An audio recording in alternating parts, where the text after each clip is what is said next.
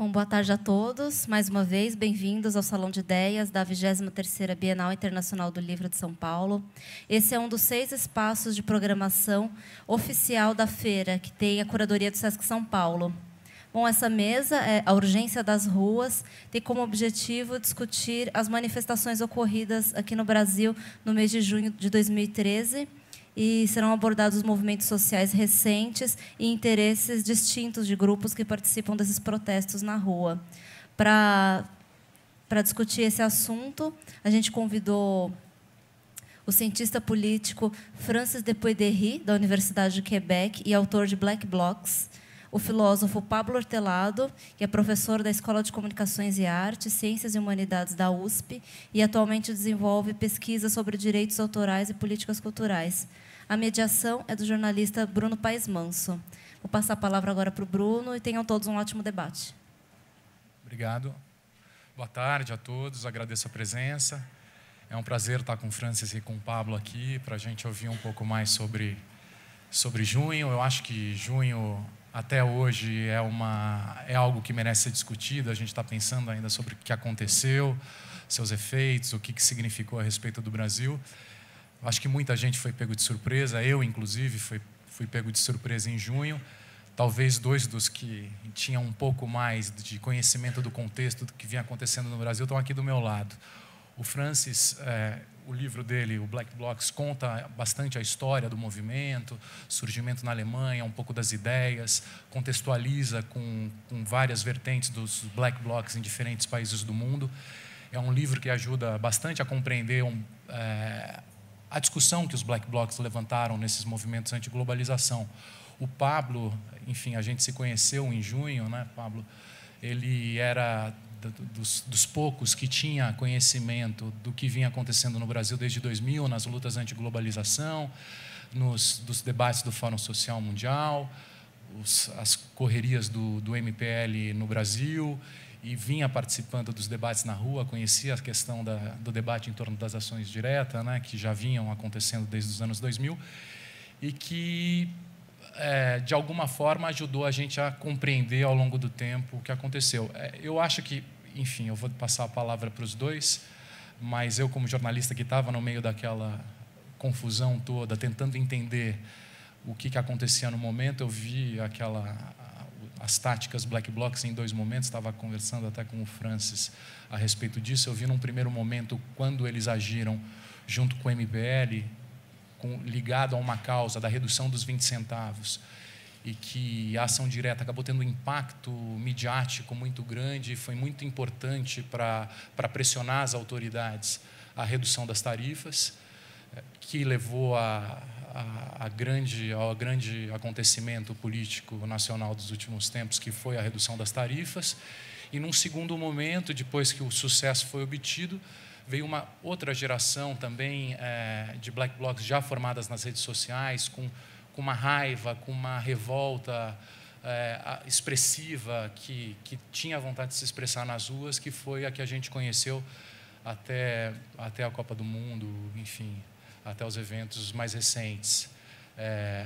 Eu acho que começo com você, Pablo. O que você acha? Você fala, o Pablo fala, o Francis fala, depois a gente faz algumas perguntinhas e abre para vocês. Pode ser? Olá, boa tarde a todos. O Bruno nos apresentou. Deixa eu apresentar o Bruno. O Bruno, eu acho que também nessa história ele tem um papel muito importante, porque ele foi o primeiro jornalista a fazer uma cobertura dos Black Blocs, explicando no Estadão, logo no começo da crise, né, de junho, explicando a origem. E ele é muito, não sei se ele se sente assim, mas eu acho que ele é um pouco responsável por esse tema ter ganhado a proeminência, tal, que era um fenômeno que não era muito nomeado. Eu vou falar um pouquinho sobre isso logo depois. Então, eu queria, para começar, assim, como o Francis vai falar dos Black Blocs, eu acho que eu vou só levantar a bola no final para ele dar sequência. Eu queria comentar um pouquinho sobre junho, sobre as interpretações de junho, e de uma maneira bem breve, 3 aspectos que eu acho que são muito mal entendidos no que diz respeito à origem e o significado do que aconteceu em junho, que é da onde veio, o papel dos meios de comunicação e, por fim, o papel da violência. Por que eu acho que essas três questões são importantes? Porque tão logo acabou junho, houve uma espécie de disputa narrativa sobre o sentido daqueles acontecimentos, né? Junho, tem uma pesquisa do IBOP, que foi realizada no final do mês de junho de 2013, que mostrou que 5% da população brasileira tinha tomado as ruas. Isso é uma mobilização absolutamente sem precedente. Não é 5% apoiavam, 5% da população participou ativamente ou de uma passeata de rua, ou de uma ocupação de Câmara, ou alguma daquelas mobilizações, daquela explosão de mobilizações que a gente viu no mês de junho. Uma espécie de maio de 68, tardio brasileiro, não é? E, logo em seguida, houve uma série de disputa interpretativa sobre a origem e o significado desses acontecimentos. É sobre isso que eu gostaria de falar. É mais ou menos a tese... Você tem uma cópia aí do livro? Deixa eu fazer a propaganda, né? 20 centavos. Aí. O Rogério está o editor. Não ganho direitos autorais, não, viu? Vai para o MPL, não é para mim. Um pouco o objetivo desse livro que a gente fez, né? 20 centavos, a luta contra o aumento, na qual a gente tenta intervir rapidamente, um livro que foi escrito em julho e que foi lançado, acho que em setembro, não é? Logo depois dos acontecimentos, a gente tenta intervir na interpretação do que tinha acontecido. Então, começo pelo primeiro. O primeiro ponto é de onde veio junho, né? Que é um fenômeno que, quando a gente lê, fazendo a revisão do que os analistas pensaram a respeito dele, ele parece ter surgido do nada, parece ser um evento assim meio... O Marcelo Pomar, que escreve a introdução, ele fala, não, um raio em céu azul, um evento que veio do nada, não é?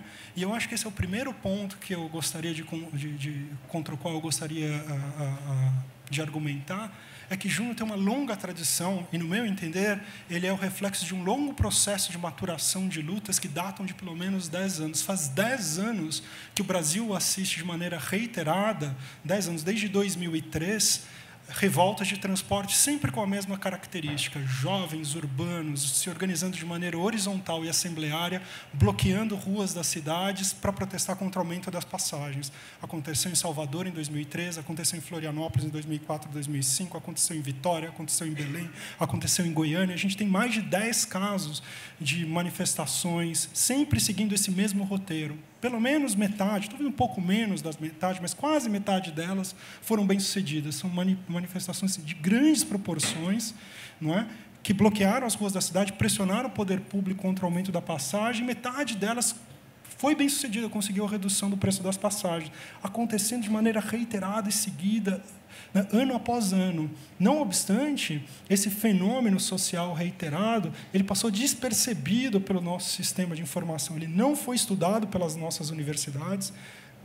Fiz um levantamento recente, nós temos duas dissertações de mestrado e uma tese de doutorado sobre esse fenômeno dessa magnitude, até 2013, óbvio, agora vai ter um monte. Mas antes não tinha nada, teve esses 3 estudos.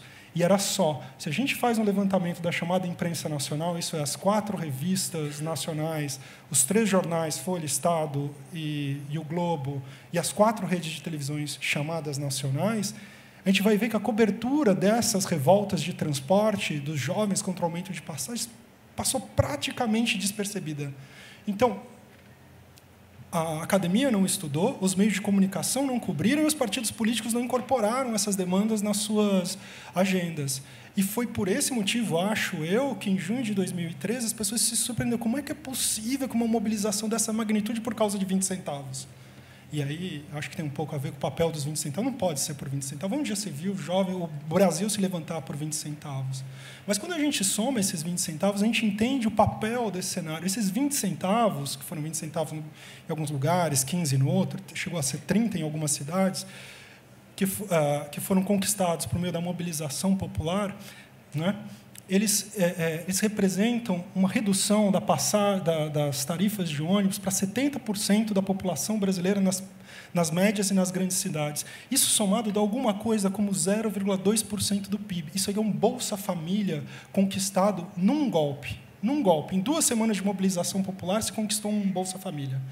Então, é um evento da maior magnitude que resultou numa vitória concreta, e ela é a maturação de um longo processo de mobilização popular, sobretudo dos jovens, que vem acontecendo, vem sendo construído em parte com o apoio do movimento Passe Livre, em parte de uma maneira espontânea, né? Faz parte da lógica que o movimento Passe Livre é uma espécie de expressão política desse processo mais ou menos espontâneo.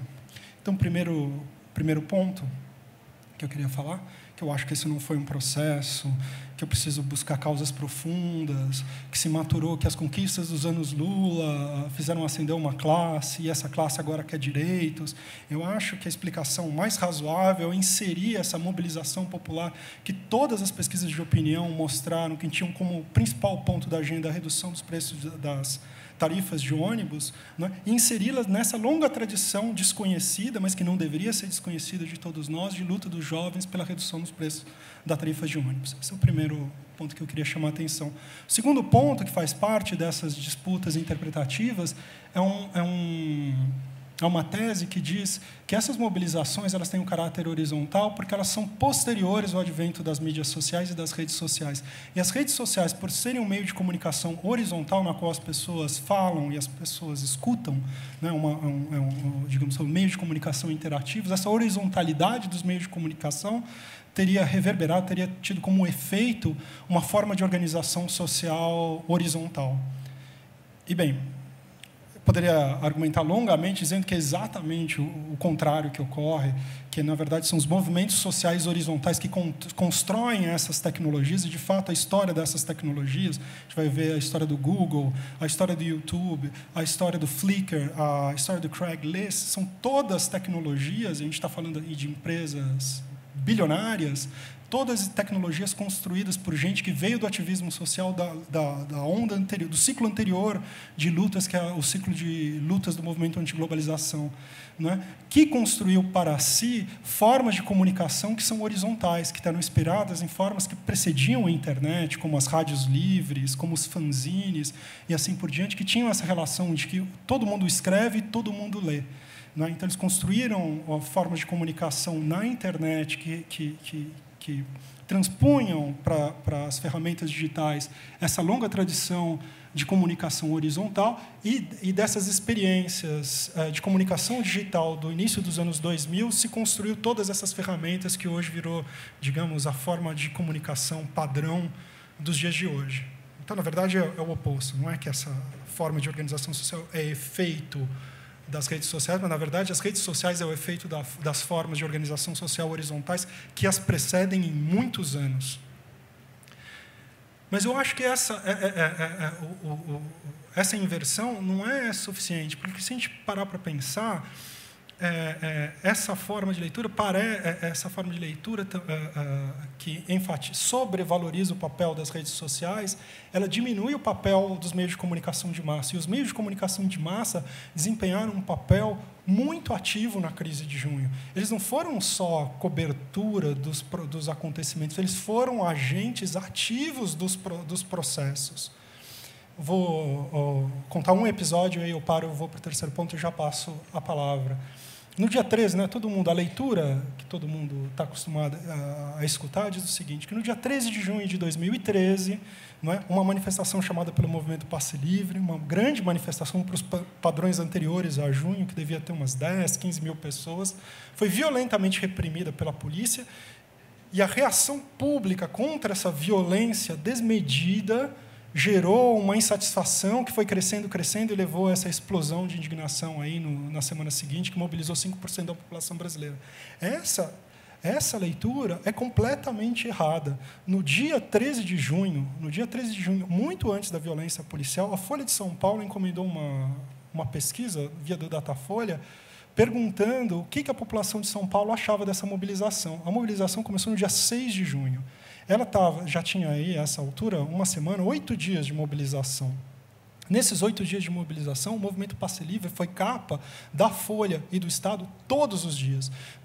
Ele teve também a cobertura do Jornal Nacional, do Jornal da Record, do Jornal do SBT e das 4 revistas do fim de semana, não é, que liga essas 2 semanas de mobilização. Não há uma única cobertura dos meios de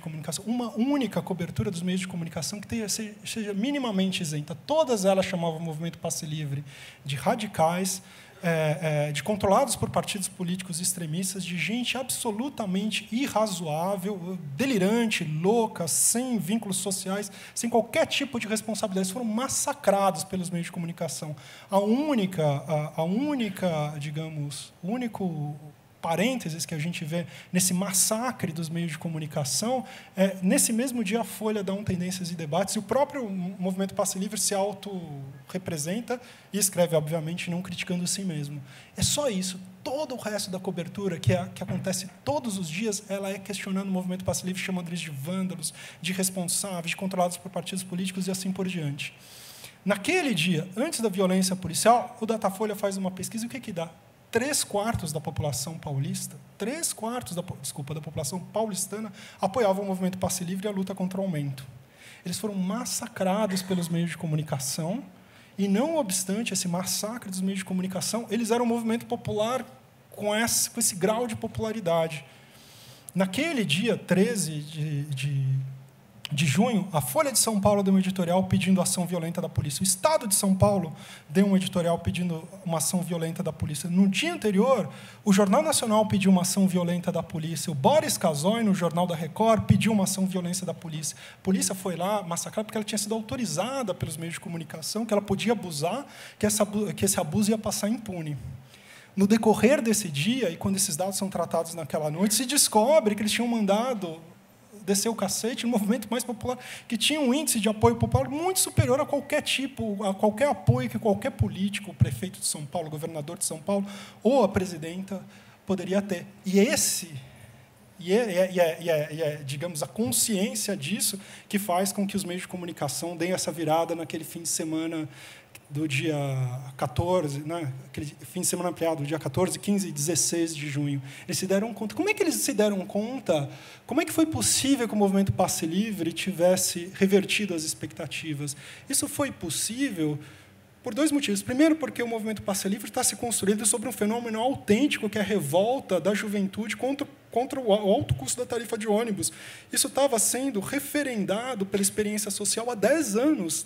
As evidências eram flagrantes. Há 10 anos os jovens se revoltavam e essas revoltas escalavam e viravam grandes manifestações. Se a gente olhar para o que aconteceu em 2004 e 2005 em Florianópolis, 2004 e 2005 em Florianópolis foi maior do que junho, só que foi restrito ali a uma pequena cidade de Santa Catarina e ninguém prestou atenção. Mas isso aconteceu em várias pequenas cidades, não são tão pequenos, são capitais de estados pelo território brasileiro. Como é que o movimento... Bem, então, o movimento Passe Livre estava construindo, a partir dessa insatisfação, que já tinha se mostrado que ela tinha potencial para explodir, mas também o movimento Passe Livre ele rompeu esse bloqueio midiático com uma espécie de subtexto. Ele, obviamente, não controla a cobertura dos meios de comunicação. Mas os meios de comunicação, ao darem destaque à luta dos jovens contra o aumento de passagem, ele estava falando, são vândalos, são irresponsáveis, são extremistas, etc., etc. Mas o subtexto, para quem estava lendo, tem gente reagindo ao aumento das passagens, tem gente reagindo aos aumentos das passagens. Todos os dias as pessoas escutavam uma coisa, são vândalos, são irresponsáveis, mas também escutavam, eles estão reagindo, eles estão reagindo, eles estão reagindo, estão reagindo com vigor. E aí, eu acho que é esse sentimento das pessoas verem que havia uma reação persistente, contundente, não é? E crescente dos jovens que estavam nas ruas, que fez com que esse fenômeno escalasse muito mais do que uma violência policial abusiva, que foi uma violência policial abusiva, mas ela não é a explicação, creio eu, desse fenômeno. O fenômeno de ganhar a opinião pública já estava consolidado muito antes dessa violência. Muito antes não, mas um pouco antes dessa violência. O terceiro ponto, e eu já passo a palavra, diz respeito ao papel da violência. Uma outra forma narrativa importante desses acontecimentos é a que diz que o junho foi uma mobilização cívica da sociedade brasileira por ideais vagos contra a corrupção e contra a classe política.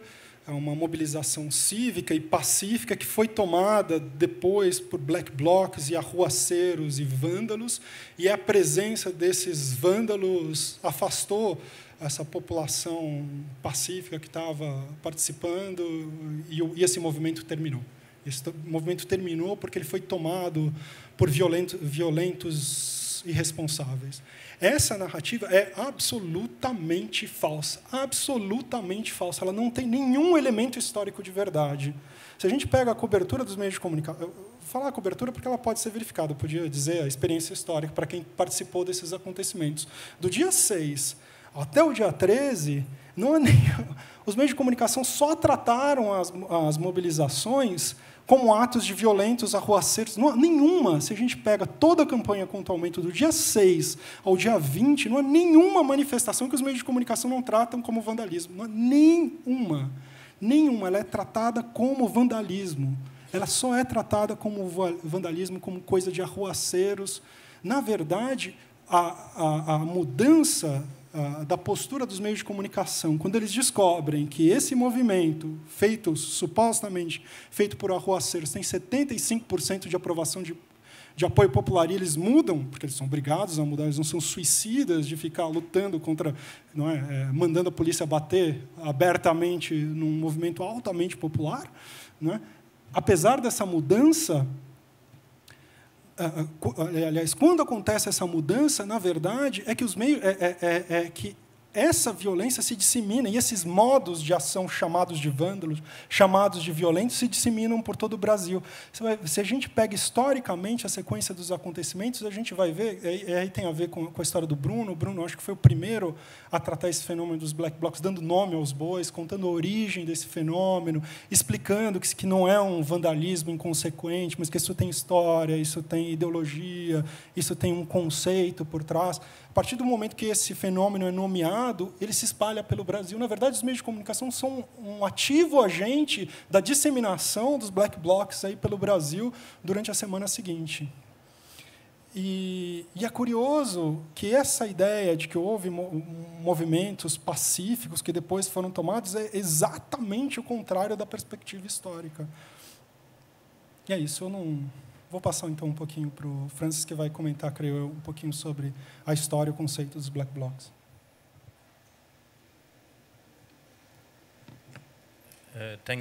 Muito obrigado. Peço desculpa por não falar português. Eu estou muito feliz por estar aqui, de ter sido convidado. Muito obrigado a todos que trabalharam para organizar este evento. E eu estou surpreso por estar aqui hoje, porque 2 anos atrás, nem 2 anos atrás, 1 ano atrás, no verão passado, eu ainda estava trabalhando na edição em inglês do livro durante o verão, que foi publicado em dezembro passado, e naquela época eu não imaginei que seria publicado tão rápido pela Veneta, e eu estaria aqui no Brasil para falar sobre o Black Box. E quando eu estava concluindo a edição em inglês durante o verão de 2013, foi quando o movimento social que você acabou de falar aconteceu no Brasil, e a gente começou a receber um monte de informação sobre o Black Bloc no Brasil, o novo Black Bloc. Começou em janeiro, teve um Black Bloc em Cairo, no Egito, e saiu na imprensa no mundo inteiro. E alguns meses antes, o Black Bloc aconteceu na Inglaterra durante o movimento contra os cortes, era um movimento contra a austeridade, e também na Grécia, na Espanha.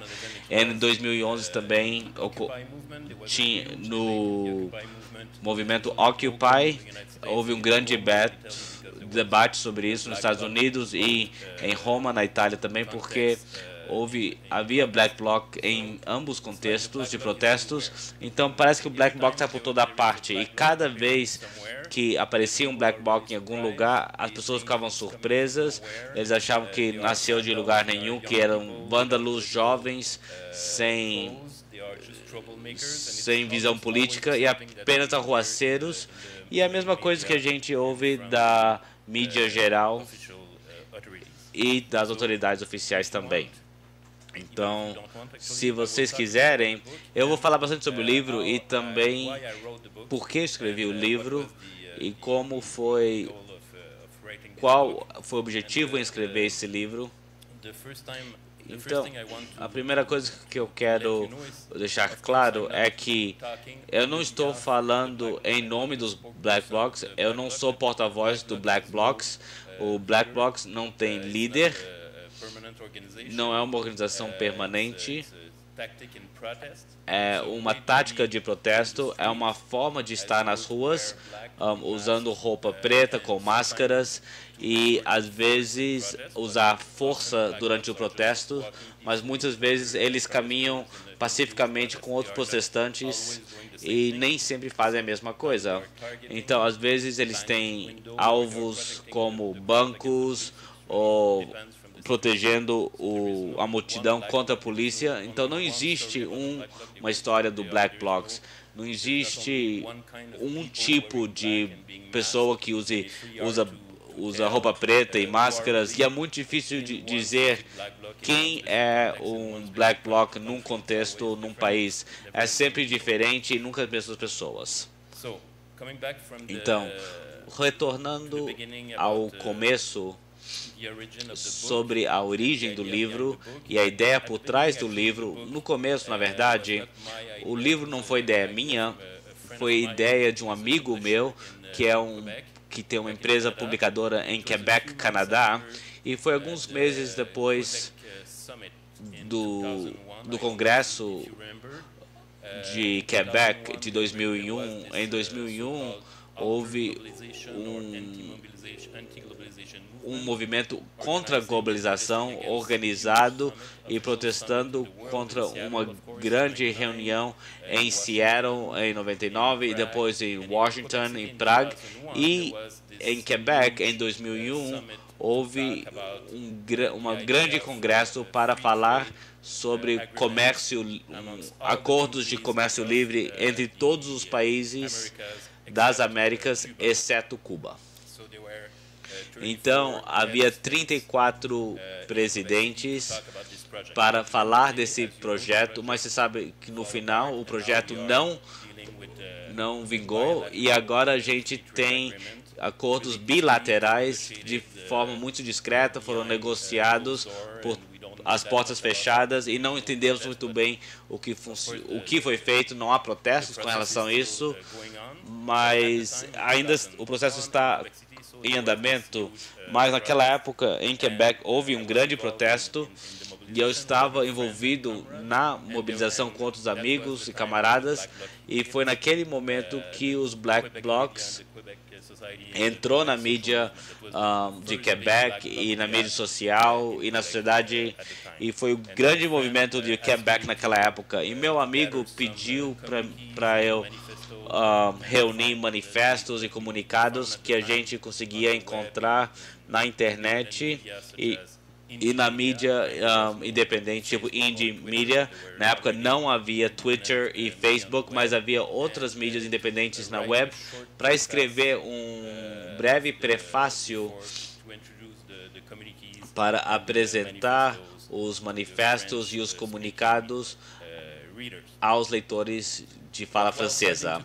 Mas, quando eu comecei a fazer isso, eu disse para mim mesmo, talvez seria melhor eu tentar entrevistar as pessoas e tentar entender de onde veio o Black Blocs. E no final, o meu texto, que era para ser de 5 páginas, era um texto de 85 páginas, então era mais um livro e não um prefácio.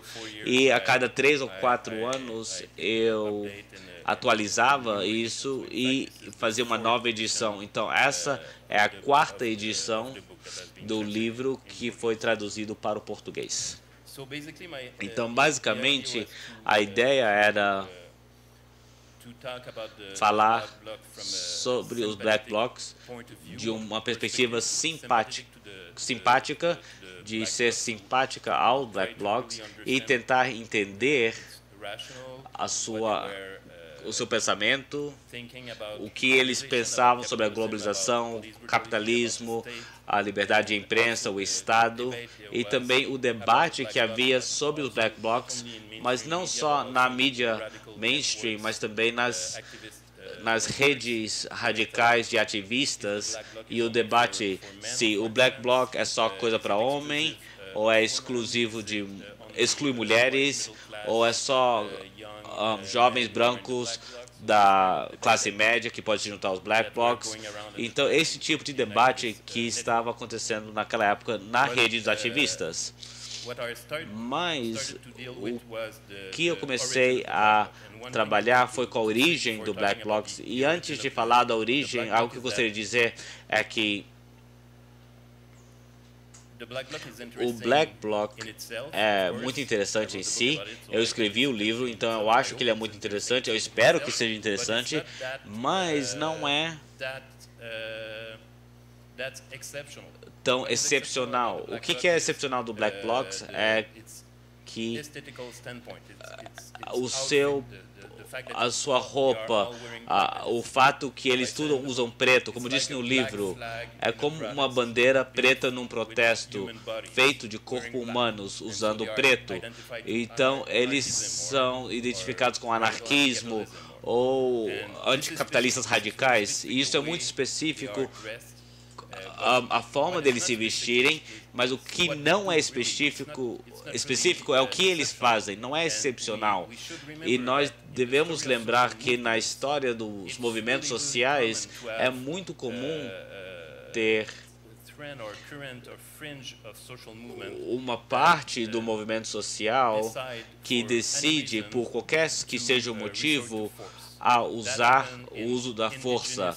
Isso aconteceu com os movimentos indígenas nativos, com os sindicalistas também, claro. E também aconteceu com o movimento dos pobres. E até aconteceu com o movimento feminista.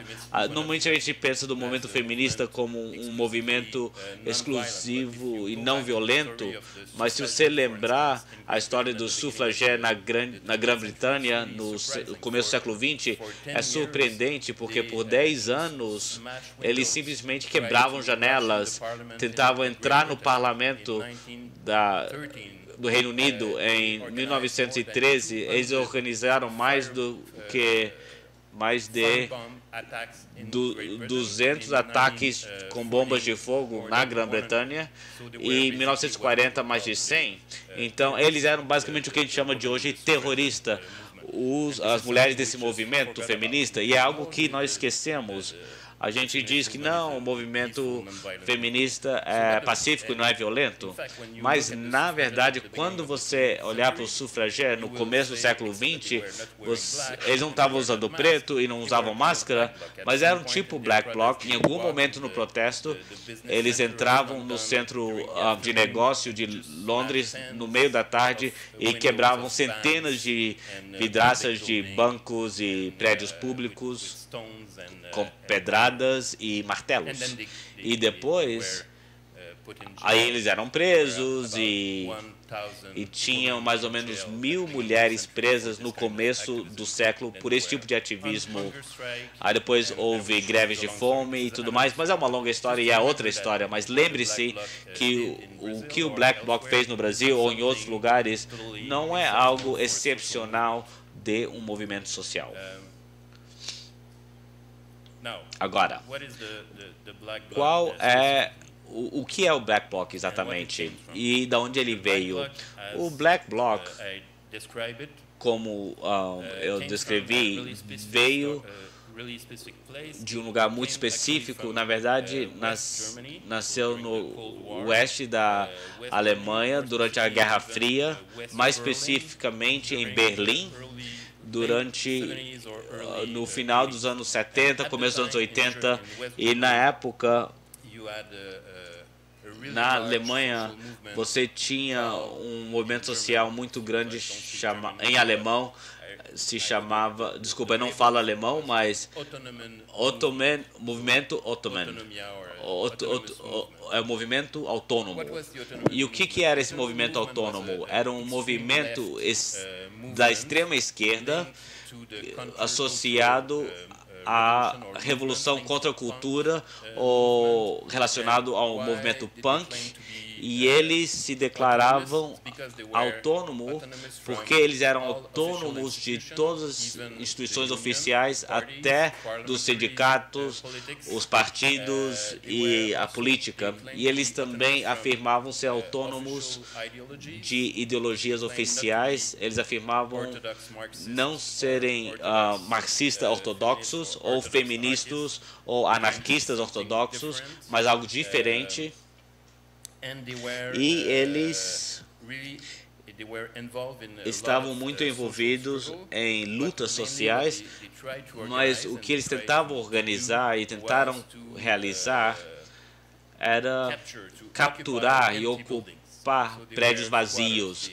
Então, eles organizavam invasões, centenas delas na Alemanha e depois na Holanda, na Dinamarca. Isso se espalhou e essas invasões ocupavam os prédios e era o lugar onde eles moravam e se organizavam socialmente, politicamente e culturais. Eram centros sociais, políticos e culturais. Você tinha comida gratuita, casa gratuita, roupa gratuita. Você tinha quiosques, lugares onde você podia... quiosques de informação com livros, revistas, jornais, coisas sobre ecologia, feminismo, antifascismo, e eles estavam envolvidos em muitas lutas, por exemplo, contra a energia atômica e as armas atômicas. Estávamos entrando na Guerra Fria. Eles protestavam contra o racismo e o neonazismo na Alemanha. Eles protestavam contra... Eles estavam envolvidos em movimentos solidários a imigrantes e também nas lutas contra a brutalidade policial. Então, esse foi o começo. Foi ali que começou os Black Blocs. Não está claro quem inventou o termo Black Blocs. Para alguns, foi a polícia de Berlim que chamavam ele de Black Blocs, e outros foi um juiz. Algumas pessoas dizem que foi um juiz porque houve um julgamento por terrorismo e foi contra uma organização chamada Black Blocs. Não existia essa organização, mas houve esse processo. E para outras pessoas, o movimento autônomo se chamava essas táticas de Black Blocs. Então não está muito claro, mas veio de algum lugar por aí. E a questão é, como ele passou da Alemanha nos 80 e chegou no Brasil ano passado? Como ele viajou e percorreu? Qual foi o caminho? O que está claro no começo é que essa tática, essa forma de protestar na rua,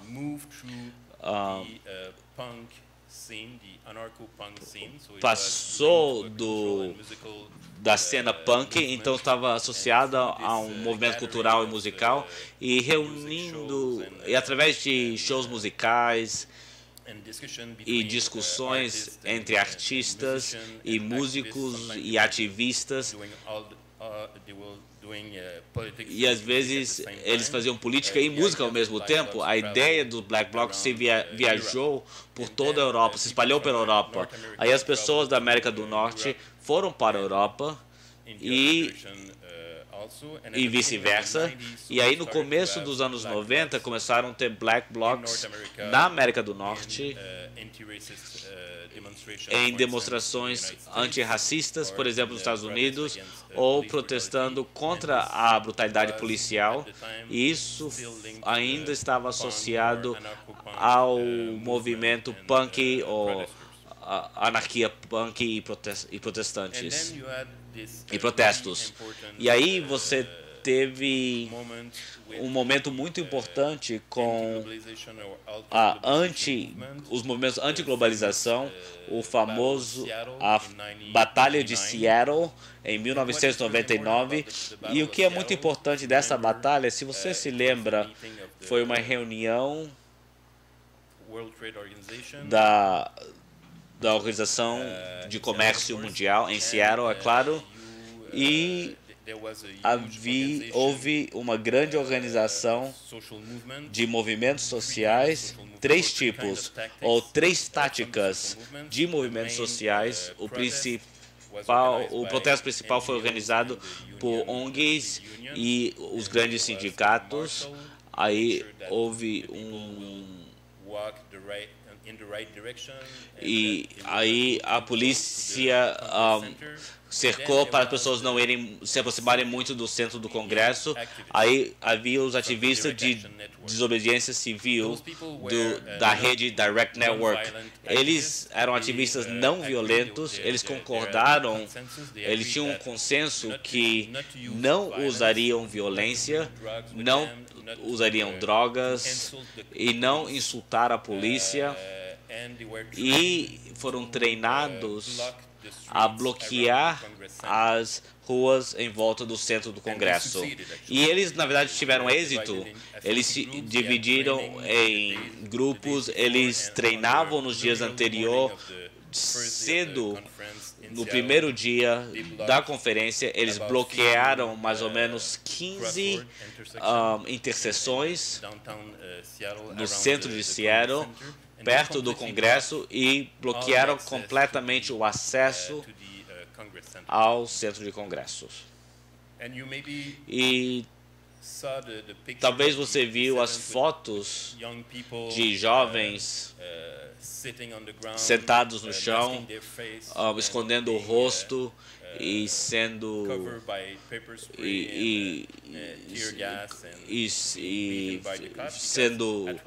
apoiando e jogando gás pela polícia, porque no momento a Casa Branca ligou para a polícia e falou: o presidente Bill Clinton está chegando em Seattle, e a única coisa que a gente está vendo em CNN é uma bagunça. Você tem que parar com isso, você tem que limpar as ruas e se livrar dessas crianças que estão bloqueando as ruas e não estão deixando a conferência abrir.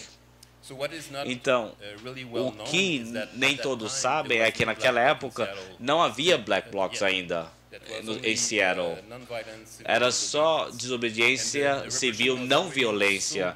E a repercussão era a repressão foi tão brutal que a polícia estava ficando sem a munição. Eles não tinham mais gás lacrimogêneo ou spray de pimenta, e eles estavam começando a pedir para outras polícias de Seattle para, por favor, trazer munições para tratar com os protestantes não violentos. E isso é exatamente, esse foi o momento onde o Black Bloc aconteceu em Seattle. Foi mais ou menos 11 horas da manhã. Então, mais ou menos 4 ou 5 horas após o começo do confronto e os protestantes de desobediência civil não violentos, o Black Blocs começaram a quebrar as vidraças em Seattle. E o interessante é que eles decidiram não se aproximar do centro de conferência, não se juntar aos protestantes não violentos de desobediência civil, mas alvejarem bancos e grandes corporações tipo Nike, Gap, Starbucks, alguns quilômetros afastados do centro. Então foi uma tática totalmente diferente. E da perspectiva do Black Blocs, acho que funcionou bem. Eles não havia policiais, porque eles estavam todos no centro lidando com protestantes não violentos. More important, maybe for what is interesting us right now, is that they get so much attention. É que eles receberam tanta atenção. The story about Seattle that was the Black Bloc attack, and the story about the Seattle was all confused.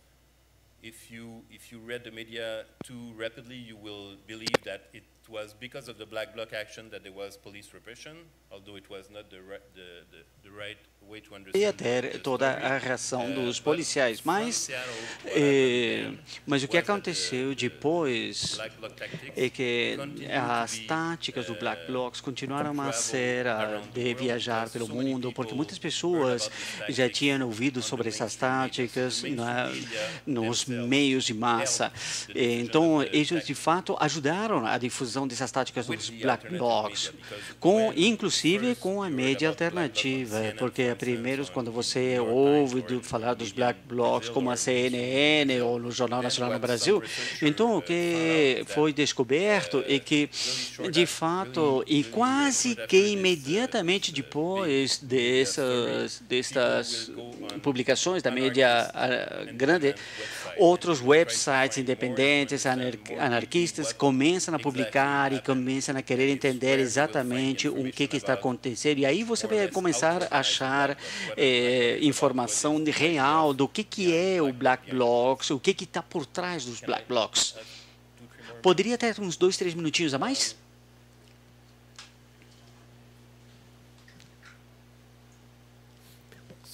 Então, o que foi engraçado quando eu comecei a trabalhar um pouquinho na última edição, no último verão, tive que ler a edição prévia.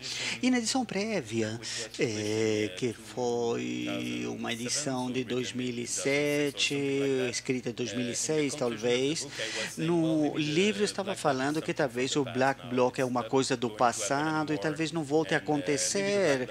E talvez o Black Bloc já tenha morrido. Foi uma história muito interessante, mas as pessoas têm que seguir em frente, sei lá. E eu vi que eu tinha me enganado. Como você vê, parece que temos ciclos de protestos e os movimentos anti-globalização estão sempre aí, mas nunca está igual. E há 10, 15 anos atrás, ele tinha muito mais influência, era protestar contra as reuniões oficiais e tinha mais... mas era muito mais feito por movimentos militantes, sociais, organizados por pessoas que estavam em organizações ou grupos oficialmente ativistas. O que aconteceu depois, nos anos vindouros, depois, sobretudo na América do Norte e Europa, depois de 2008, foi que depois da crise financeira que aconteceu nos Estados Unidos e na Europa, então aí o Black Bloc volta como protesto social, mas agora não era o mesmo Black Bloc que tínhamos antigamente com os movimentos anti-globalização. Então, vocês sabem, não vou explicar o Brasil para os brasileiros, porque vocês sabem, eu não sou brasileiro, mas pelo que eu posso ver é de que eu acho que aconteceu mesmo aqui no Brasil, que não era somente tínhamos agora movimentos sociais oficiais organizando essas manifestações com ativistas, mas temos agora muito mais com protestantes populares, muito parecido com o que está acontecendo na Grécia, na Espanha e outros lugares. Ou seja, tipo assim, é como uma coalizão de movimentos sociais, ativistas e reação instantânea popular. Ou seja, pessoas que nunca tinham estado envolvidas em qualquer tipo de grupo ativista, mas de repente saíam para as ruas porque estavam afetados por o que estava acontecendo com a decisão oficial do governo ou a elite econômica do país e queriam se juntar para protestar. Foi então nesse tipo de situação, como na Grécia, na Espanha, talvez no Brasil, eu imagino que é a mesma coisa, que teve esse reviver do Black Blocs, eu diria. E eu queria terminar com um par de palavras sobre o que eu entendo sobre os debates sobre o Black Blocs. Eu não sei, vocês vão me falar sobre o Brasil, mas pelo que eu vejo do início, depois com os movimentos antiglobais, antiglobalização, também Cairo, o debate é quase sempre o mesmo quando tem os Black Blocs estão na manifestação. A discussão é quase sempre a mesma. E não sei se são os principais problemas, mas o que eu vou comentar também é muito importante. Um elemento é que você falou é a reação da mídia. Estão sempre surpreendidos. Parece que saiu do nada uma nova criação, isso uma criação espontânea, apareceram do nada e fica estranho. Parece que se esqueceram de que já tinha Black Blocs, como na Itália, que tiveram há 10 anos atrás, e parece que voltam a descobrir os Black Blocs agora, e normalmente nos meios vocês vai ter as primeiras coberturas das protestas, vão falar que são apenas uns garotos, não têm a menor ideia de políticas, não têm causa, não têm ideologia, estão aí porque gostam de ser arruaceiros e quebrar janelas, e a única coisa que eles querem fazer é fazer bagunça, é a única coisa que eles sabem fazer. Parece que são separados dos movimentos sociais, colocam eles como intrusos, e é ruim ter Black Blocs em qualquer movimento, porque eles querem, a mídia quer deixar eles como que é ruim ter um Black Bloc no movimento. Então, e são como diferentes versões, talvez sejam até da polícia, não sei. Alguns dizem que são gente jovem sem causa, ruaceiros, outros dizem que são policiais infiltrados, mas nunca são colocados na mídia como sendo pessoas racionais que vêm de alguma experiência ou de alguma reação ou pensamento político que simplesmente querem trazer alguma ideia para o mundo, para a sociedade. E depois você vem também a ideia de, como em Seattle, porque tem os Black Blocs, e foi por isso que veio a repressão da polícia. Então, a reação da polícia sempre é uma reação contra, é sempre contra algo. A polícia está aí, está tudo certinho, aparece o Black Bloc, então a polícia não tem outra opção a não ser descer o cacete. Então, não sei se aqui fala a mesma coisa. Não sei se é isso que foi falado no Brasil. Então, o Black Bloc vai ser sempre o culpado. Foi sempre por culpa dos Black Blocs que a polícia fez a repressão. E depois outro debate também é sobre o assim chamado a violência dos Black Blocs. Essa é uma discussão importante, não somente porque um debate nos meios sociais principais, mas é uma discussão que se dá também dentro dos movimentos sociais, entre os ativistas. E a violência dos Black Blocs, e será que é eficiente? Será que é um problema para o movimento social? Será que é bom ou ruim ter Black Blocs? E eu acho que os Black Blocs nos forçam a pensar com cuidado o que é violência. E de fato é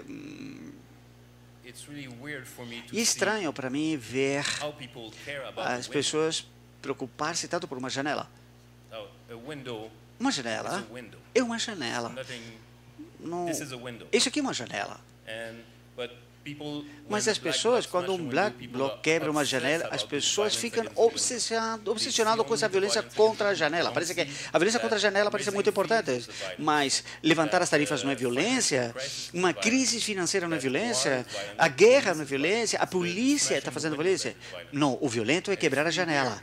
E isso é curioso como as pessoas ficam obsessionadas por uma janela. Eu adoraria ser uma janela, todo mundo cuidaria de mim, parece que sairia na imprensa, né? As pessoas ficam mais obsessionados o que sentiu o ferimento da janela do que sofrem as pessoas com as crises financeiras ou por uma decisão feita por alguma elite. E o que eu acho que os Black Blocs nos propõem é exatamente esse tipo de pergunta. O que é a violência na nossa sociedade? Estamos vivendo, de fato, numa sociedade pacífica? Somos nós a violência? E então, que para mim, alguma coisa fica meio absurdo. E então, temos que começar a pensar com mais carinho nesse aspecto. Eu queria terminar, então, com este último comentário. O que é muito raro para mim, muito estranho, é que quando as pessoas falam, isso é porque os Black Blocs estão quebrando as janelas que os movimentos sociais, então que as considerações dos movimentos sociais não são tão consideradas pela elite. E esse tipo de coisas são ouvidas, faladas também, não somente dos movimentos sociais, mas também os jornalistas. Porque tem essa violência, a elite do país não vai tomar a sério o movimento social que está junto. Então, no livro, eu deixo uma cita de um político do G8, por exemplo, durante o protesto anti-globalização. O G8, o chefe do grupo do G8 falava: é uma pena que os protestantes são violentos, porque por causa disso, então agora a gente não pode nem tomar o que eles falam de forma séria. Isso aqui é absurdo. Quer dizer que os 8 países mais poderosos do mundo não podem pensar sobre o impacto da globalização porque alguém quebrou uma janela? Quer dizer, duas coisas. Eu tiro duas conclusões.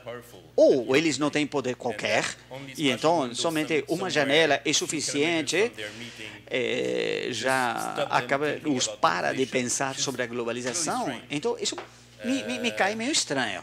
Ou o evidente, talvez, se não, estão mentindo.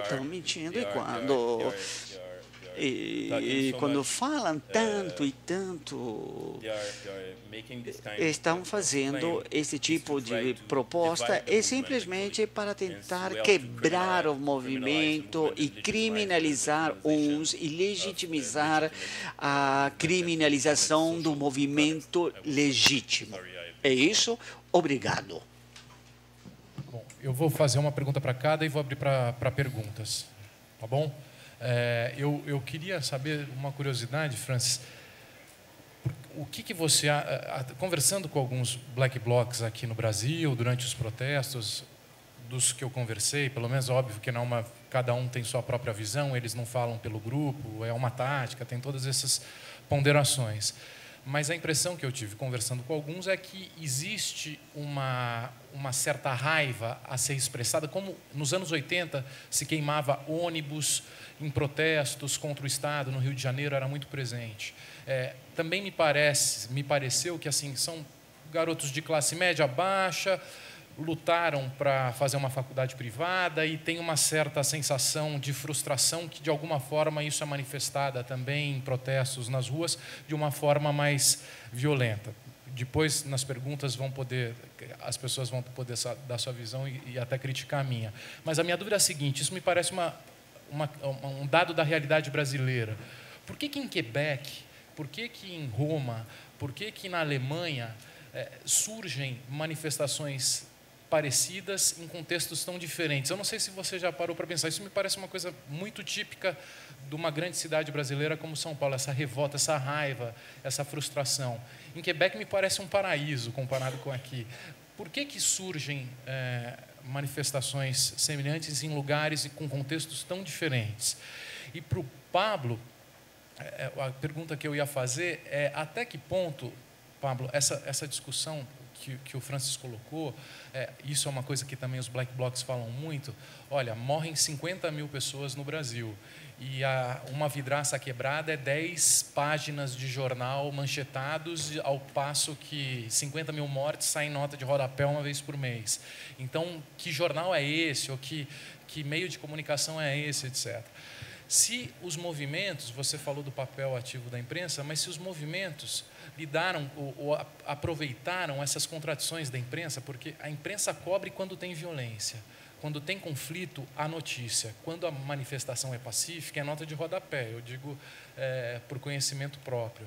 Então, se foi algo consciente ou não? Você acha que acabou surgindo essas contradições do próprio sistema, ou foi algo consciente, foi uma estratégia do grupo? Se isso foi discutido antes, vamos parar a Avenida Paulista, que é algo que vai gerar uma comoção, e aproveitar essa tentativa de conflito, a polícia vem para cima, isso vai gerar repercussão. Se isso faz parte da discussão da estratégia, lidar com as contradições da imprensa. Posso? Até que depois eu quero também fazer um comentário com o França. Eu queria chamar, depois eu fiquei lembrando que você vai falando rápido aqui, eu queria passar a bola para o França, que é o convidado internacional. Mas queria chamar a atenção, quando eu estava falando a respeito do papel da imprensa, duas coisas. Primeiro, lembrar que no Brasil teve Black Bloc. A gente tem Black Bloc há quase 15 anos, né? No Brasil. Vocês pegaram a edição da Folha do dia 22 de abril de 2001. Você tem? Não está aí, não. Está no dia 22 de abril de 2001, a primeira-dama de São Paulo, que na época era Nicéia Pita, tem um relato apavorado de estar dentro de uma agência atacada pelo Black Bloc, em 2001. Mas o que é curioso, por que eu chamei isso? Primeiro, para mostrar que não é só na Itália que a imprensa esqueceu que havia um fenômeno, que já tinha, estou falando, saiu na Folha, saiu uma página inteira de relato da primeira-dama da cidade, criticando os Black Blocs aqui no Brasil. É que esse fenômeno não tinha... isso tinha acontecido, isso tinha sido discutido, e não houve ninguém nos meios de comunicação na época para fazer o tratamento que o Bruno fez, de tentar entender quem eram, por que eram, qual era o motivo, e assim por diante. Mas, digamos, o fenômeno, assim, na sua... sei lá, o relato do que aconteceu estava lá, foi coberto pela imprensa há 10, 15 anos atrás. Agora, queria complementar o relato do Francis, meio da perspectiva até mais dando um relato do que como uma espécie de analista, que eu sou da geração do movimento antiglobalização, contar um pouco dos debates que estão por trás do Black Bloc. Eu acho que eles são importantes para explicar a natureza desse fenômeno, porque eu acho que ajuda a entender o nosso entendimento de violência, que é o que ele terminou falando sobre essa relação entre violência contra o corpo humano versus a destruição de uma vidraça. O Black Bloc, na sua roupagem alemã, como ele estava contando no movimento autônomo alemão dos anos 80, ele era muito caracterizado por uma espécie de estratégias de autodefesa do movimento. Então, as coisas muito comuns eram você cercar a manifestação dando as mãos para impedir que agentes provocadores entrassem nas manifestações, ou se fazia uma linha de frente de Black Blocs para impedir que a manifestação fosse dissolvida pela polícia. Essas estratégias, digamos assim, alemãs, foram muito utilizadas aqui na luta contra o aumento, né? As pessoas se esquecem, dissociam a suposta violência dos vândalos. Eu já estou falando suposta porque eu não acho que isso seja violência. Não é? Mas esse vandalismo da luta, das manifestações que lutaram contra o aumento, mas sem isso, quando a gente recapitula historicamente tudo o que aconteceu aqui na cidade de São Paulo e também na cidade do Rio de Janeiro, que foram os primeiros polos das manifestações de junho, a gente vê que o Black Bloc foi extremamente importante para o sucesso dessa campanha. No dia 8 de junho, para dar um exemplo, na manifestação que teve, chamada pelo Movimento Passe Livre, no Largo da Batata, como é que foi a segunda manifestação da luta contra o aumento, ela teria sido dissolvida pela polícia se não fosse o Black Bloc conter o avanço da polícia, que agiu com uma brutalidade absurda contra os manifestantes que não tinham feito absolutamente nada. Elas estavam andando em passeata e o Black Bloc conteve a ação policial e impediu essa manifestação de ser dissolvida usando esse modelo alemão. Mas o Black Bloc também é uma segunda coisa e tem a ver com o debate americano de Seattle em 1999. Eu acho que quando o Black Bloc ele passa pelos Estados Unidos, ele se reconfigura e ele ganha características diferentes e um sentido tático diferente. Em Seattle, houve um debate muito claro dentro do movimento social americano sobre os limites da ação da desobediência civil não violenta, no sentido gandhiano, mas mais especificamente, não só gandhiano, mas do Martin Luther King Jr. Desde que os negros tinham tido sucesso em vencer a segregação racial nos anos 60 por meio da desobediência civil não violenta, o que era?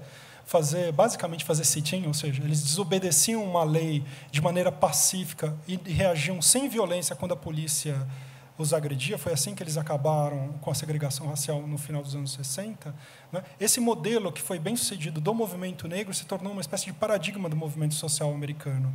No entanto, havia uma discussão se essa estratégia do movimento negro dos anos 60 valia para os anos 70 e os anos 80. E havia uma parte do movimento social americano, acho que achava que essa estratégia não estava mais funcionando, porque para ela funcionar era preciso que os meios de comunicação denunciassem a violência policial, que os negros, nos anos 60, foram bem-sucedidos, porque as imagens dele agindo pacificamente e não reagindo à violência policial chocava a opinião pública, chocou ao ponto do governo federal americano ter que intervir nos estados do Sul e acabar com as leis de segregação. Pois bem, a partir do momento, nos anos 70, mas sobretudo nos anos 80, quando a imprensa deixa de cobrir a violência policial, deixa de chamar atenção para a violência policial, todas as principais campanhas de desobediência civil não violenta fracassam. E uma parte do movimento social americano acha que esse fracasso é estrutural, que nunca mais vai se conseguir uma vitória significativa por meio da desobediência civil não violenta, ou seja, não resistir à violência policial, e fazer um ato de desobediência e ficar lá apanhando da polícia para chocar a opinião pública, enquanto os meios de comunicação não mudarem o seu padrão de cobertura da violência policial. E é por conta disso que uma parte do movimento americano resolve migrar para um ato de desobediência civil estritamente não violento, que é a destruição seletiva de propriedade privada, que é janelas de bancos, da Starbucks, eu não lembro, da Nike, da Coca-Cola, não lembro quais eram as empresas que foram selecionadas lá em Seattle em 1999. O que é aquilo? É uma estratégia não violenta, porque não envolve machucar um outro ser humano, de desobediência civil, porque é destruição de propriedade gratuita, o objetivo não é roubar, o objetivo nem é causar prejuízo econômico, o objetivo é simplesmente desobedecer uma lei de uma maneira assim, mais ou menos gratuita, por isso que o Black Bloc tem uma coisa assim, meio autoexpressiva, e por meio dessa desobediência civil, daquilo que é o coração do sistema jurídico, que é a proteção da propriedade privada, recuperar a atenção dos meios de comunicação que tinha sido perdido, não é? Quando os meios de comunicação se adaptaram à lógica de funcionamento da desobediência civil no ciclo de lutas do movimento negro nos anos 60.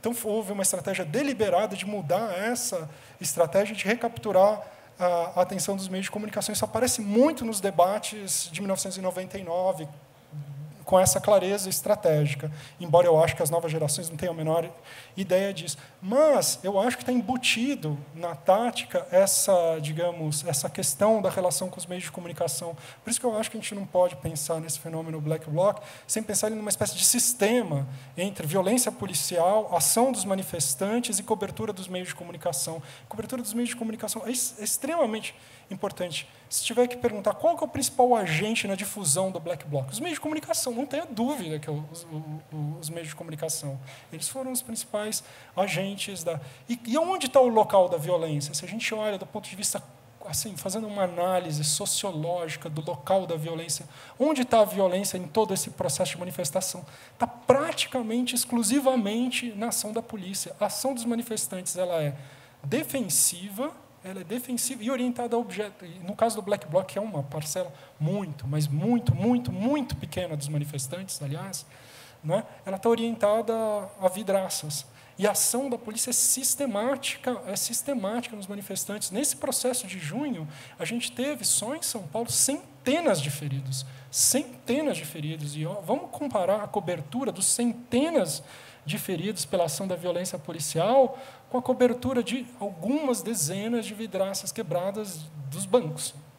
E a gente compara isso dá o que pensar. E eu acho que o fenômeno Black Bloc coloca esse problema. Por que o nosso sistema jurídico, por que o nosso sistema de comunicação protege esses objetos inertes e sem valor econômico, que são as vidraças, e a vida humana, que é alvo de uma agressão sistemática e reiterada, não ganha nenhum tipo de cobertura.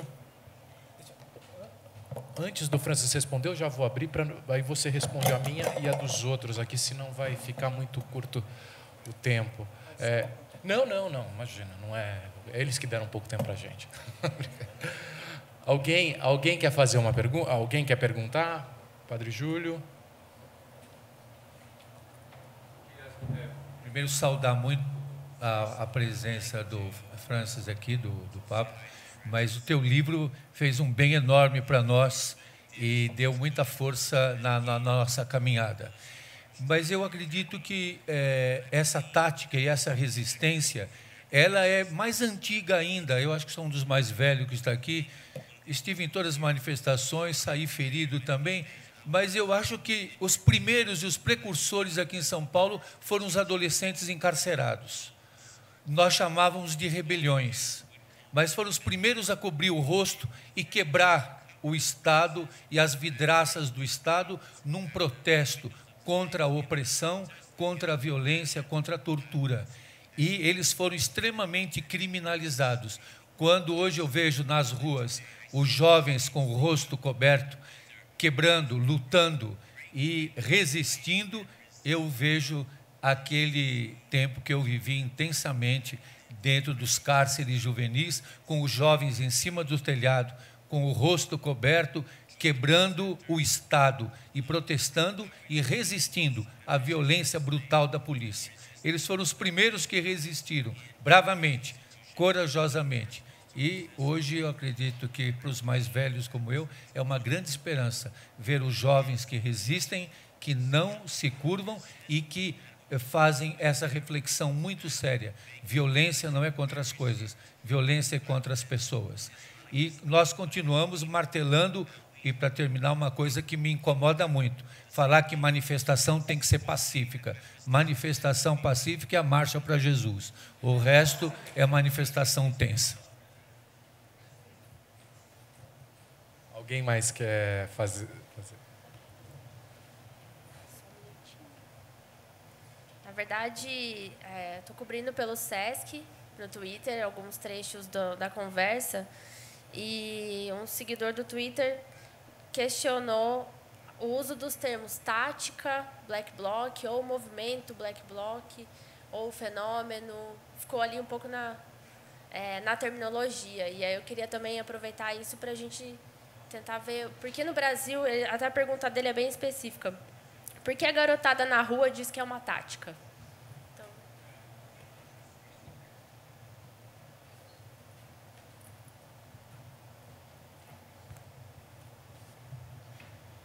Eu queria perguntar para o Pablo, mas se o Francis também puder responder com a perspectiva da pesquisa dele, o seguinte, lendo um pouco sobre o que aconteceu nos últimos anos nos movimentos sociais, parece que as novas gerações, inclusive a geração do passe livre, ela é uma geração muito descontente e desacreditada das formas tradicionais dos próprios movimentos sociais aqui no Brasil, e questionam, inclusive, os limites de uma democracia que tão pouco se consolidou, mas que tão pouco se aprofundou em questões diretamente ligadas à população. Parece que houve um limite de uma democracia estacionada que fez um rompimento incompleto com um ciclo de ditadura, um ciclo autoritário, que as instituições, todas elas, políticas, judiciário, herdaram uma carga viciada dos anos de chumbo, e que as gerações foram perdendo cada vez mais o descrédito que, de certa forma, configuram em algumas ações a concepção de ação direta, ou seja, a gente não vai negociar aquilo que nenhum governo ou que nenhuma instituição é capaz de atender, porque elas são todas viciadas, existe toda uma estratégia de contornar as demandas verdadeiras e elas não serem atendidas, ou as táticas dentro dos movimentos sociais ligados aos partidos tradicionais de esquerda, de cooptação, uma tentativa sempre muito corriqueira de de cooptar, sobretudo, as lideranças ou até a potência desses movimentos que não se encaixam nas suas estratégias tradicionais. Parece que há um questionamento, e isso, de certa forma, parece que dá força à ação direta, ou como é chamada a tática, do Black Bloc. Eu queria saber se de vocês, de certa forma, o próprio sistema político e o desgaste da representação e tudo isso que entrou em discussão a partir de 2013 também, né, acabou dando força para a ação direta ou para a tática Black Bloc e acabou engrossando, sobretudo por parte da juventude, estas ações. Quer responder, Francis? Quer começar respondendo? Yes, thanks. There is many Bem, issues here. há muitas coisas que foram faladas aqui. Primeiramente, eu quero responder ao seu comentário com relação à frustração. Quando eu vim para a Feira do Livro, a gente falava sobre como as pessoas estão zangadas e eles estão zangadas com o sistema político ou o sistema financeiro. E o que está acontecendo, na verdade, quando você tem um movimento social, é que as pessoas reúnem isso e se torna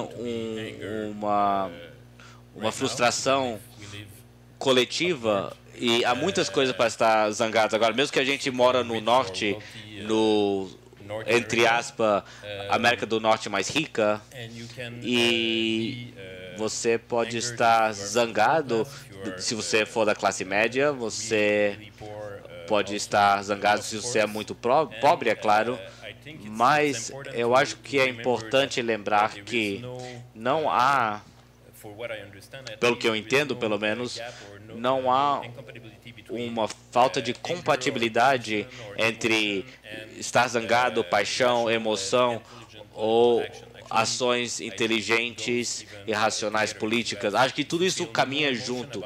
Se você não tem uma emoção com relação a algo, você não vai ter um pensamento racional e você não vai tomar algum tipo de ação.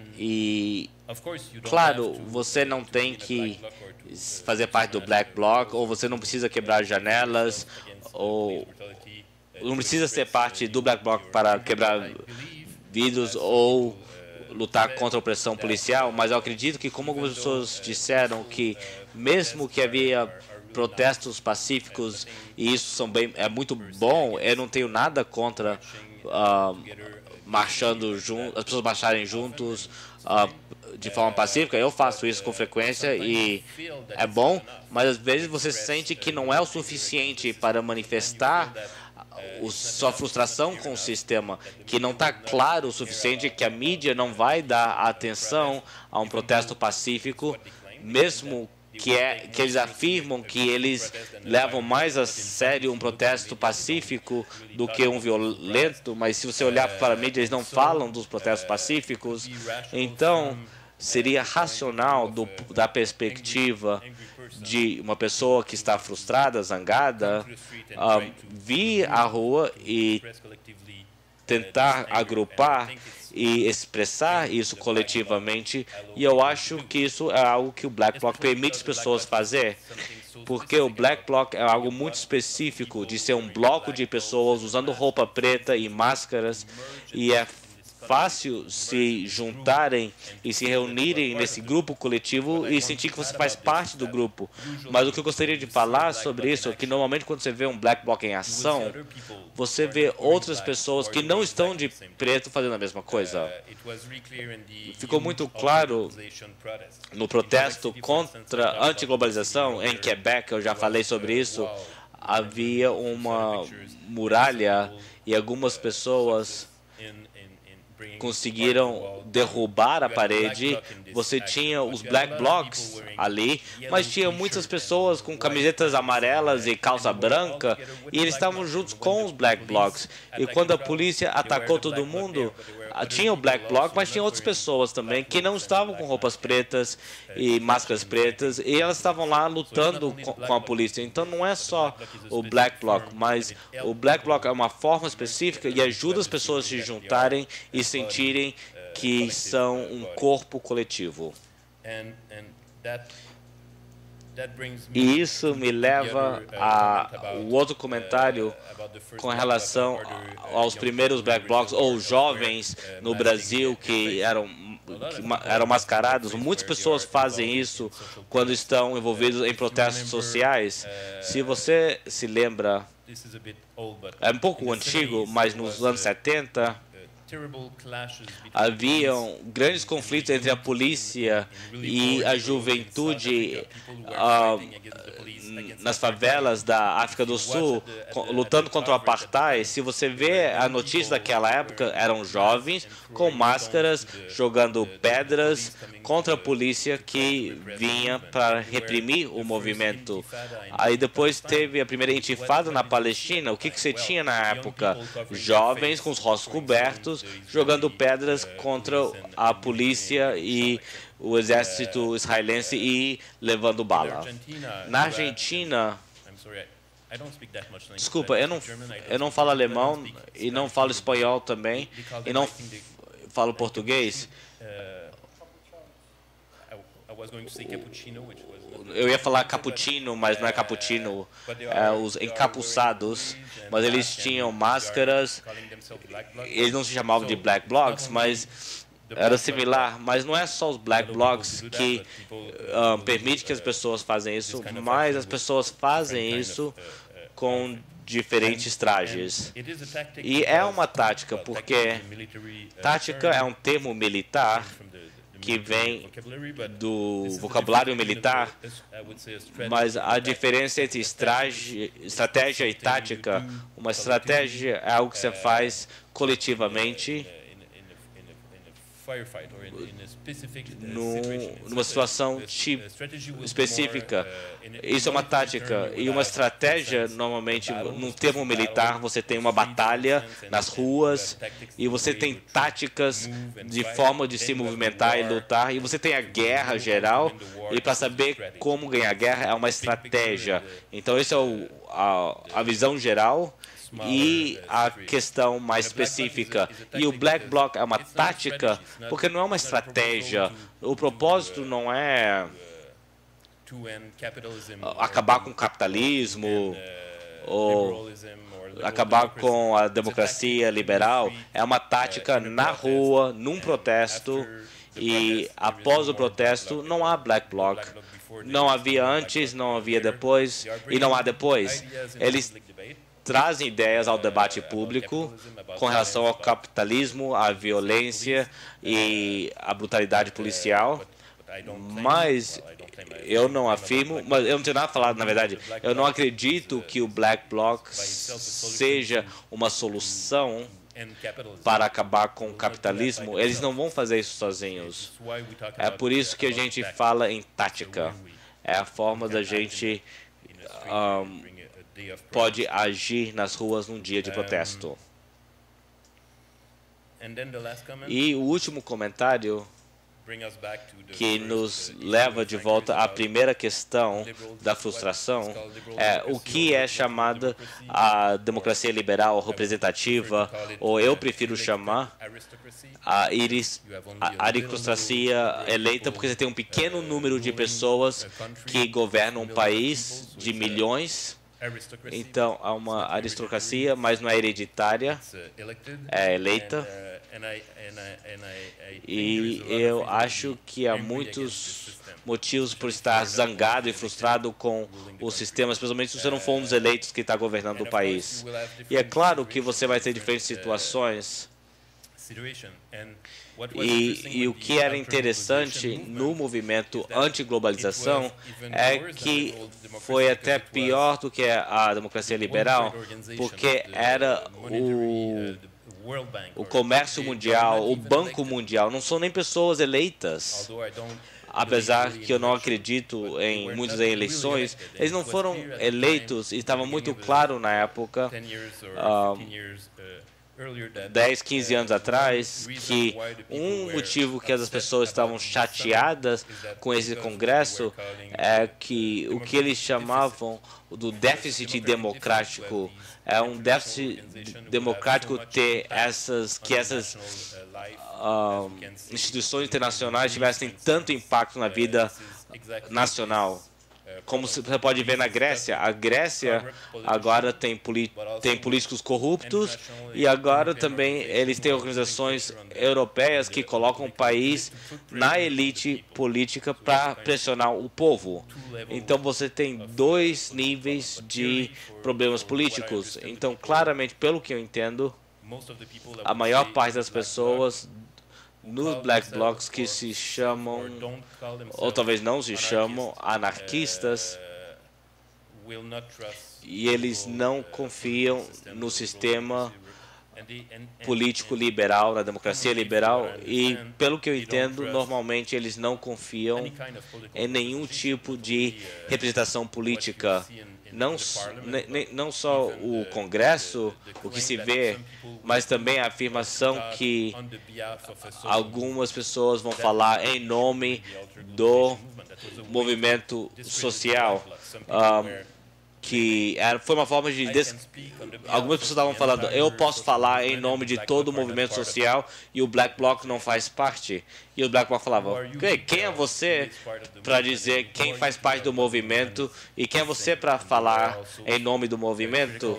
E eles também criticavam essa ideia representativa de que alguém pode representar um movimento tão diverso e heterogêneo.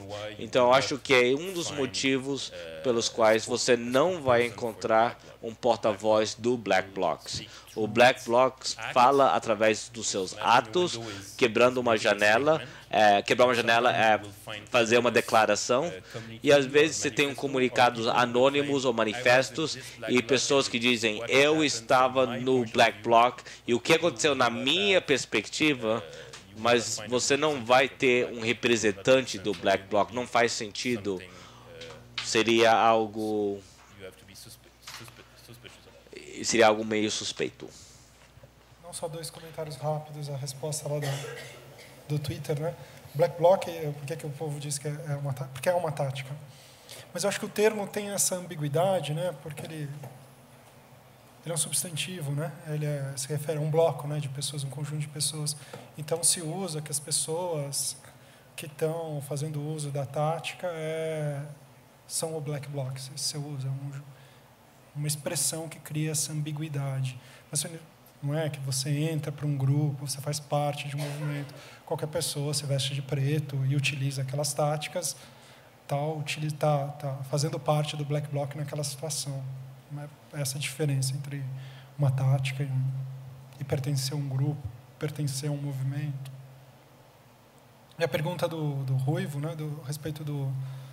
Eu acho que o Black Bloc faz parte dessa longa tradição que envolve outras táticas, outras formas de luta, de rejeição das formas de das formas de representação, que é um fenômeno muito mais amplo do que o Black Bloc, e de rejeição dos instrumentos de representação na democracia liberal e na busca de intervenção política por meios diretos. É uma tentativa de empoderar as pessoas para elas intervirem, conquistarem as coisas por meios próprios, sem precisar da mediação institucional. Isso posto um comentário, né? O que eu queria reforçar a respeito do Black Bloc enquanto fenômeno é que o Black Bloc, mesmo no seu auge ali, deve ter sido em julho, no Rio de Janeiro, quando o fenômeno... Estou falando fenômeno assim, pessoas aderiram à tática Black Bloc. Eu vi uma manifestação no Rio de Janeiro em outubro, devia ter uns 500 Black Blocs, mais ou menos, na greve dos professores do Rio, em outubro de 2013. Acho que foi o maior número que a gente viu. É muito pouco. Nós estamos falando, quando a gente fala das manifestações de junho de 2013, a gente está falando de milhões, não é força de expressão, estamos falando de milhões de pessoas saindo na rua. E a maior expressão dos Black Blocs, a gente está falando de 500. não estou querendo tirar a importância. Acabei de relembrar o papel de pessoas utilizando a tática Black Bloc na luta contra o aumento, que eu acho que foi extremamente positiva, mas é um fenômeno muito sobrevalorizado e muito utilizado politicamente para atacar o movimento social. Essa última onda, toda essa última repressão que a gente teve em torno das manifestações contra a Copa do Mundo foi totalmente orientada contra o Black Bloc, né? O inquérito no Rio de Janeiro, que prendeu 30 e tantos ativistas, cujo objetivo era prender centenas de ativistas, inclusive membros de sindicatos, de partidos políticos, tinha por objetivo investigar o Black Bloc. O inquérito 1 de 2013, que levou à prisão do Fábio Hidek, do Rafael e de outros ativistas aqui em São Paulo, também era um inquérito investigando o Black Bloc. Black Bloc é um fenômeno muito pequeno. O número de pessoas que utilizaram, historicamente, aqui, de junho para cá, táticas Black Blocs é muito pequeno. Nós estamos falando assim, se você pegar as pessoas que estão fazendo de uma maneira reiterada, nós estamos falando algumas poucas dezenas de pessoas, né? E esse fenômeno, relativamente pequeno, foi transformado numa espécie de Al-Qaeda, uma espécie de inimigo oculto, super poderoso. Eu tenho que criar uma lei antiterrorismo para combatê-los, eu tenho que criar uma lei de regulamentação da manifestação para combatê-los, eu tenho que fazer um inquérito com suspensão dos direitos civis, com mandatos sem autorização judicial, com prisões, com provas plantadas, etc., para acabar com esse grande inimigo que quebra 10 vidraças. Nos protestos contra a Copa do Mundo, nós tivemos 538 presos em São Paulo e 13 vidraças. Dá uma ideia do que a gente está falando? Por que as 13 vidraças justificam? 13 vidraças de quê? De instituições financeiras. O lucro do Itaú, não estamos falando o faturamento do Itaú, o lucro líquido do Itaú é superior ao PIB de nações inteiras, o lucro líquido do Itaú. Nós estamos preocupados com 13 vidros dessa instituição financeira versus a integridade física de centenas de pessoas. Uma boa forma de acabar, né? Deixa a pergunta no ar. Tá, rapidinho.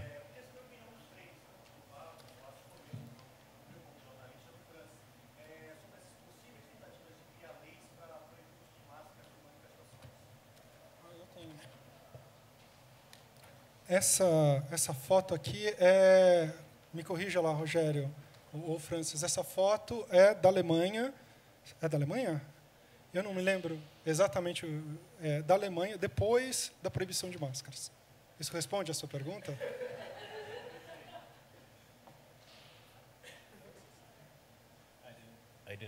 About the prohibition of mask demonstrations. Yes, well, there is. Sim. A proibição de máscaras aconteceu na Alemanha. Foi uma forma das autoridades lidarem com esse tipo de protesto. E em Quebec, da onde eu sou, houve a maior greve estudantil em 2012, durou 8 meses. Havia alguns Black Blocs durante a greve estudantil e após alguns meses a polícia de Montreal conseguiu fazer com que a regulação para protestos, a lei sobre protestos mudou e agora é proibido usar máscaras em Quebec e em protestos.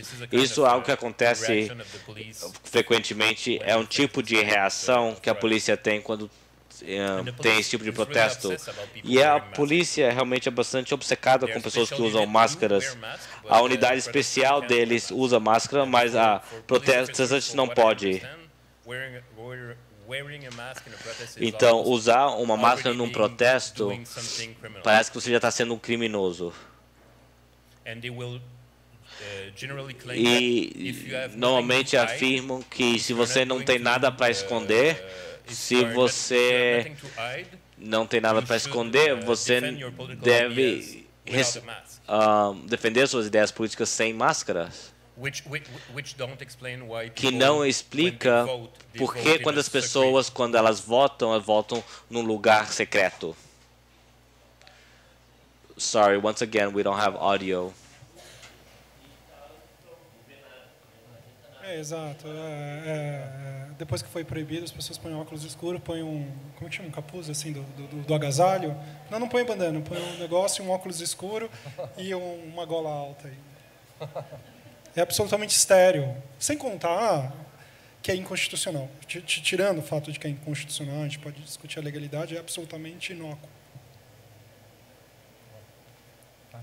Gente, muito obrigado mais uma vez. Agradeço ao Francis, agradeço ao Paulo. Último comentário. Thank you very much, muito obrigado. Thank you very much to the two translators. E agradeço aos tradutores, porque sem eles eu não poderia ter falado com vocês e escutar os seus comentários tão pouco.